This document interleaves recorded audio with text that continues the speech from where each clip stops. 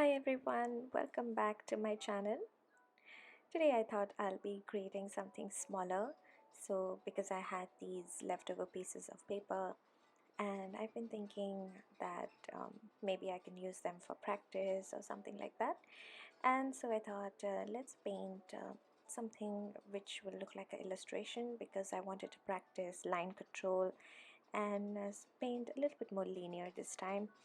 And so I thought something with a little bit more details, and I picked up I saw this beautiful picture actually on Pinterest, I guess. Yes, and it was a bunch of roses in a wicker basket, and I don't know why it just looks so pretty, and I thought maybe I'll try and paint something similar.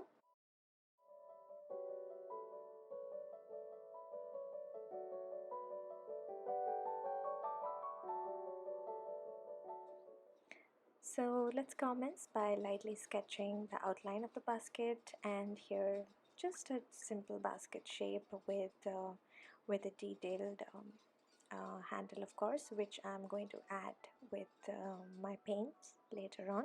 So as you know that I don't paint, I don't sketch a lot of details, so here I'm just doing a very basic line work.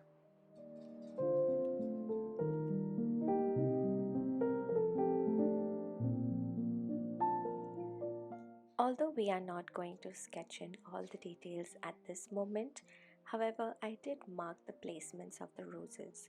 Now do keep in mind that I am following a rule of odd here, so I'll be painting an odd number of roses to keep things a bit more interesting. Now this is a very common rule of thumb to keep in mind, especially when you're designing a floral compositions.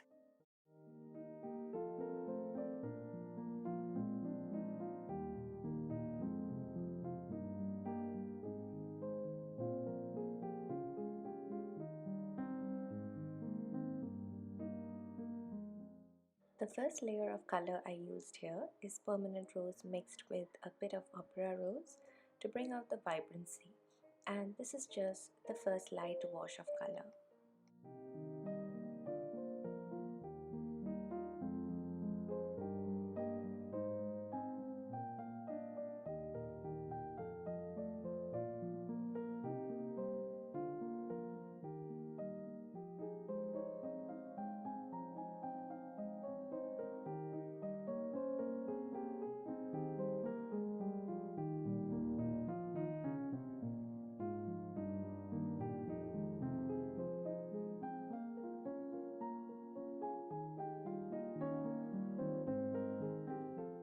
To be honest, I'm not a very technical painter, and so I didn't want to give you a lot of information about the colors that I'm mixing for this project today, because I want you to take the choice of colors as your own little intuitive decision, and I want you to see the colors as they are instead of just being very technical and getting the exact shade on paper. Now, colors are again a very personal choice, and that is something which will bring out your personal style of painting. So choose whatever that appeals to you and make it yours.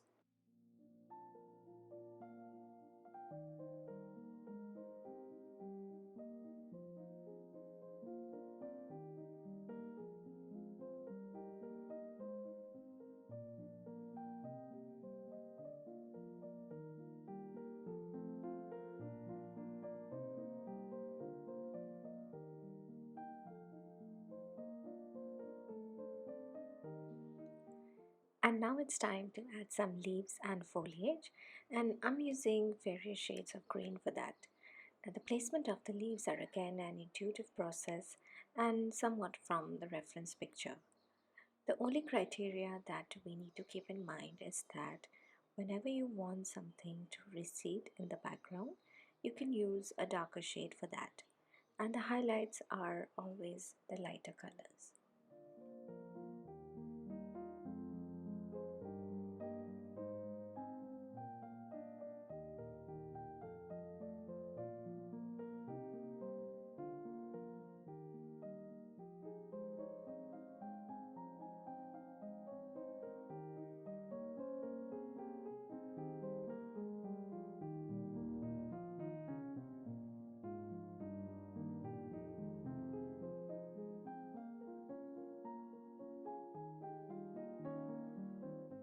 Time to paint the basket, for which I'm using a light wash of yellow ochre, and I'll be adding some details for the same using a tad bit darker brown.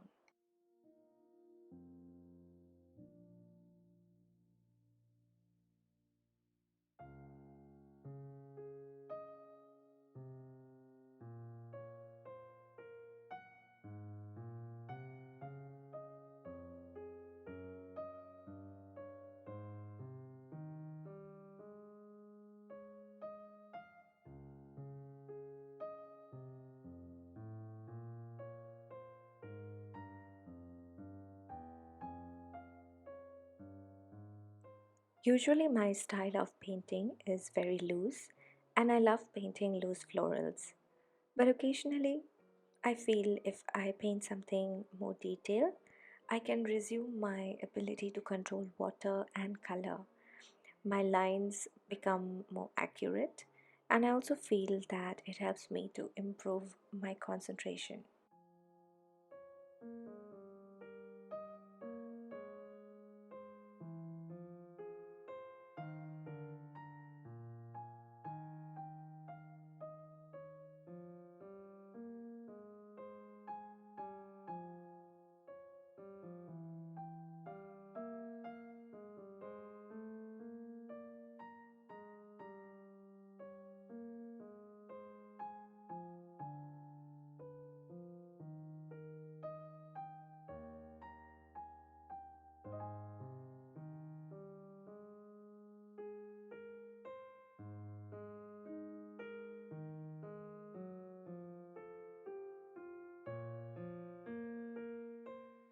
The brush I'm using here is the size 4 from Silver Black Velvet. Basically, you'll need a brush with a fine tip, especially if you are painting small. However, if you're painting slightly bigger than this, then of course, whichever brush you're comfortable with, whichever number you would like to use, you can go for that. But ideally, one with a fine tip would work very well for painting details.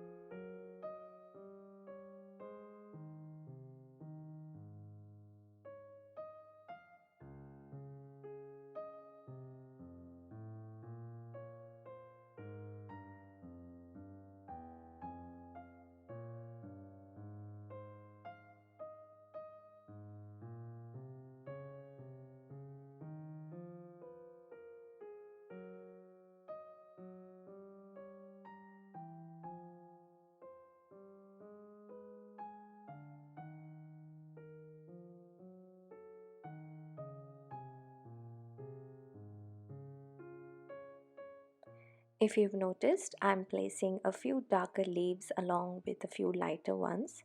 As I mentioned earlier, that this is purely to create depth in my paintings and to avoid looking flat.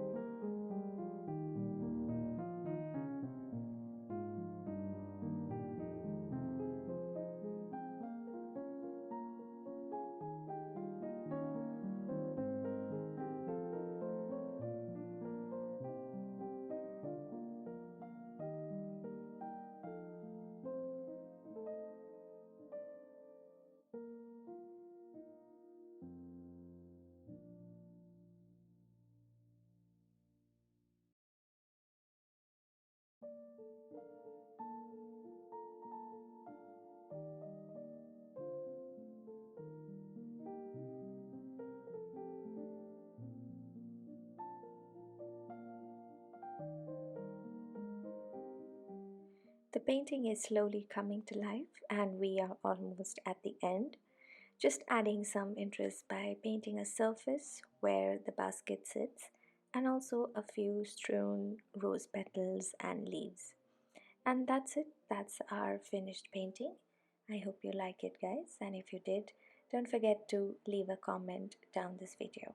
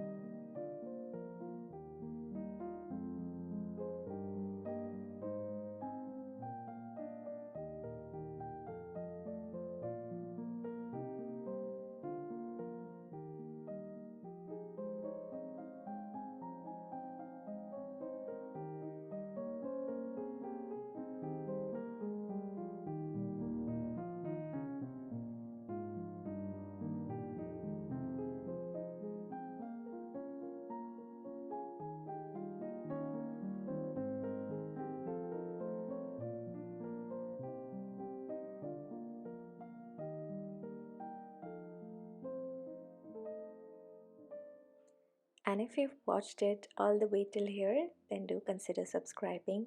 That'll help my channel grow, and also leave a like. Thank you so much for watching the painting process, and I'll see you soon again in the next one. Take care.